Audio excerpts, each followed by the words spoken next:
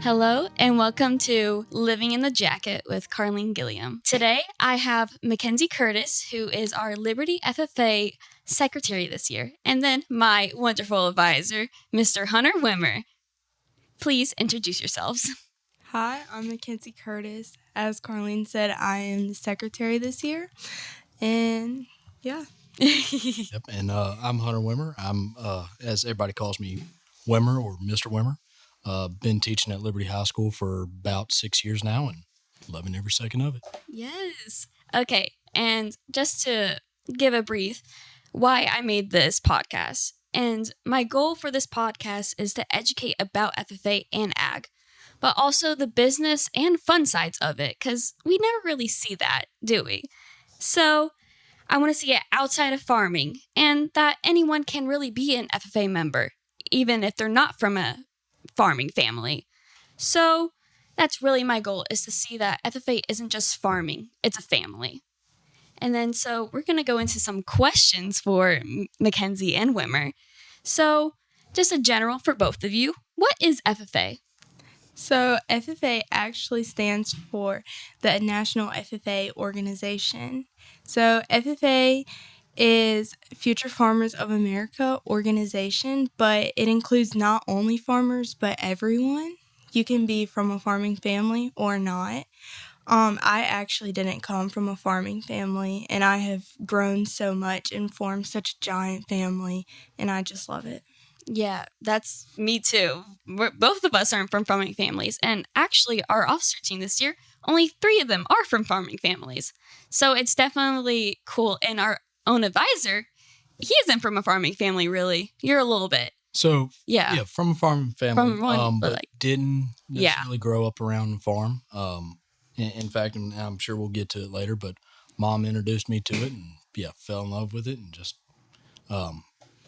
like you said earlier, just a whole huge family, and that's all it really is. Yes. And then, so a little statistics. Last year, we hit over 1 million members in the FFA National Organization. So, as of record, there's 1,042,245 members recorded off of the National FFA website. And so, we're going to go into some more personal questions for these two. And Mackenzie, why did you exactly join FFA? I actually joined FFA because my middle school ag teacher, Miss Croft, made me, which ended up being the best decision she ever made, and I ever made, actually. I just was doing really good in my middle school ag classes, and she was like, you should come to state convention and do ag mechanics with us. And I ended up getting first place bracket, and that's really where I was like, this is something I could be great at. And I just met so many people and loved it, and I've never stopped since then. Yes, and I've greatly enjoyed you being on our officer team and seeing you grow throughout high school. And so, what is it like being an FFA member, but not from a farming family exactly? It started off really difficult, like learning the ways, but I've grown so much and learned so much, and just getting involved with agriculture, it's just something I never thought I'd be able to do, but being involved with it, it's something that I don't ever want to stop. It's something I want to build for my future. Yes, and that's me as same, but I can't wait to see where you go, because I know you're going to be great. And then, so Wimmer, we have some questions for you. All right. So, what is it exactly like being an FFA officer? Man, that's Advisor, not... that's tough to describe. Not only are you living that teacher 9 to 5 kind of schedule, but it's so much more than that. Just all the weekends and long nights, and y'all know the practices. Oh. It can be a lot, and I'm lucky to have a great family to support. But it's so amazing too, seeing you guys go and succeed in so many different things. As Mackenzie was saying, compete in so many different contests, go to so many different leadership events, and seeing you guys grow, it's really awesome to see that stuff. So, like I said, I completely enjoy this job. Yes, and you were a past state officer, actually. I was. And so, what was it like being a state officer and then going into being an advisor? So, for those who don't know, a state officer is basically a state position.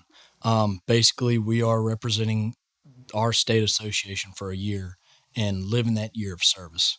And I mean, it was so amazing seeing all those different students do so many, again, different contests, seeing them grow. And then we also had some really awesome opportunities like going to South Africa, going to nationals and being a delegate and part of some of the decision making that's going on. So that was really cool. And it really kind of just confirmed that this is where I needed to be as a job. And, it was able to give me a whole lot of background about what to expect coming in as a teacher. But there are so many different things from being a state officer as to being an advisor. Yeah, and I think you're a wonderful advisor. I'm sure Mackenzie does. Yes. So, but interacting with us and seeing how we've grown, but also going on the many, many trips that we've done, what's the coolest thing you've done or witnessed as an FFA advisor? Oh, wow. So, I mean, of course, the cop-out's going to be South Africa. I think that was probably the most awesome. But also seeing some of our past members be state officers and get to that level of service is completely amazing. The interview process that they go through is a very tough thing to do. And seeing them achieve their goals like that and like some of the contest and the things that you guys do, just seeing y'all accomplish that is worth every bit in gold. Yes, and I am so grateful that you decided to, and we'll get back to that, but I want to go back to Mackenzie. Mackenzie, why did you decide to be a chapter officer?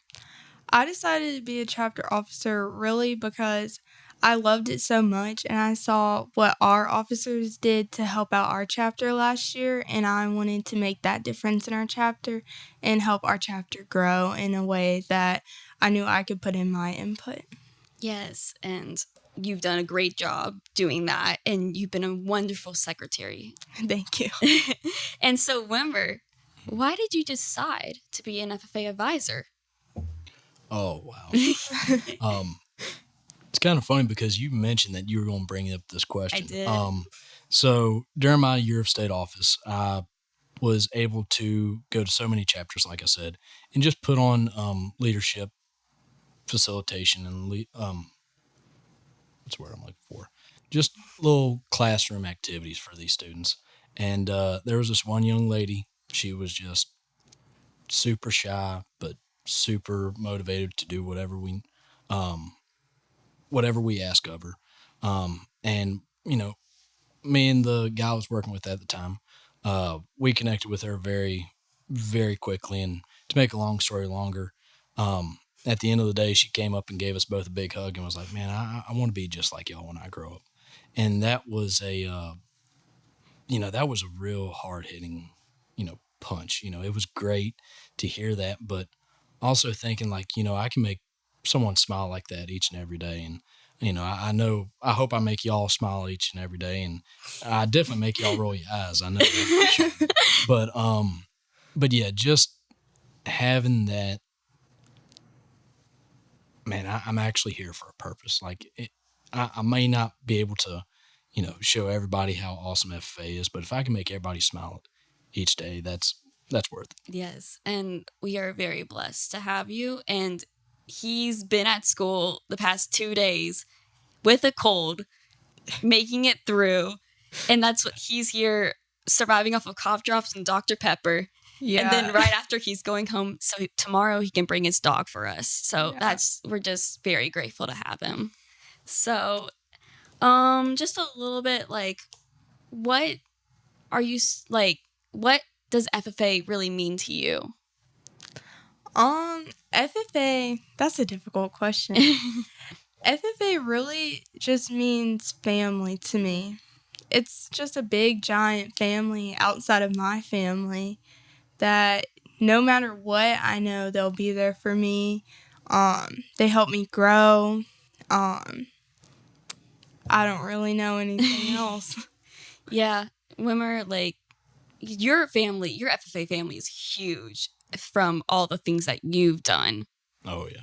And so, like, what are the coolest people you've met? Because you've met so many people. Wow, yeah, I can't just single it down to Yeah.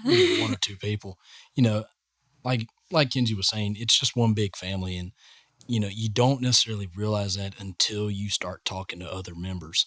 And Kenzie, I know you went to Washington Leadership Conference, Yeah. and I think you can attest to this. Like everybody in that blue jacket or everybody that was in FFA, there's a connection there. Mhm. Like you might not know them from Adam, but man, you can dive right in and talk about anything to them. Yeah, you don't know anyone there, but you're immediately friends out of nowhere. Yep, and they're lifelong friends. I mean, I've got friends from Mississippi to Colorado to California, all just through FFA, and it's like no other organization. Like, yeah, I'm a sports fan, and yeah, sports teams, do a lot of amazing things for leadership, but the connections and the networking that FFA gives you is like nothing else. Yeah. And so Wimmer brought up WLC. What is WLC? WLC is Washington Leadership Conference. Basically, we go to Washington for a week. We visit the Capitol. We saw the White House. We couldn't go to it because it was pouring rain that day. And we just have a giant, leadership camp, pretty much. And everyone from around the U.S. Comes, and we all just, hang out together and learn, really valuable leadership skills and have fun all week. Yes, and you told me you learned so much from there and that you want to go back. And Yeah. I want to go this year because, oh my gosh, I was so jealous that you all could have gone. It's really hard to get in, guys. Very hard. Yeah, it was really hard to get. Only 3 of our members could go, and signups were gone in 2 hours. So it was very sad that I couldn't go, but I heard so many good things about it. Yeah. But is there anything else y'all would like to say?